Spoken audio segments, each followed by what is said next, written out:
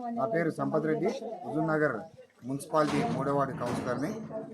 కొత్తగా ఏర్పడ్డ ప్రభుత్వం కాంగ్రెస్ ప్రభుత్వం ఎన్నికల మేనిఫెస్టోలో భాగంగా 6 పథకాలను ప్రకటించడం జరిగింది. అందులో ఉన్నటువంటి అభయహస్తంలో 5 పథకాలని గెలిచిన కేవలం 20 రోజుల్లోపే ప్రజలందరికీ కూడా అందించే దిశగా దరఖాస్తుల స్వీకరణ చేసుకోవడం ప్రజలందరూ కూడా ఎంతో సంతోషకరంగా వ్యక్తం చేస్తున్నారు. మొదటి పథకంలో ఆర్టీసీ బస్సు 3వ రోజే, కేవలం 3 రోజులు గడవక ముందే మహిళలందరికీ కూడా బస్సు ఫ్రీ సౌకర్యం, అలాగే ఆరోగ్యశ్రీని 10 లక్షలకు పెంచడం, వారితో పాటుగా మిగతా ఉన్నటువంటి 5 పథకాలు ఒక యువ వికాసం తప్ప మిగతా అన్ని పథకాలు కూడా ఈ యొక్క అభయహస్తం స్కీమ్లో ఈరోజు దరఖాస్తులు స్వీకరించుకోవడం.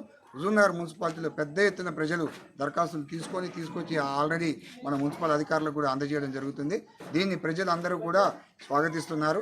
ఏ ప్రభుత్వం ఏర్పడితే వాళ్లకు మంచి జరుగుతుందని చెప్పి కోరుకున్నారో ఆ ప్రభుత్వం రావడం, ఆ పథకాలకు సంబంధించి ప్రణాళికలు కూడా చేపట్టడం ఎంతో సంతోషంగా ఉందని చెప్పి ప్రజలు సంతోషాన్ని వ్యక్తం చేస్తున్నారు.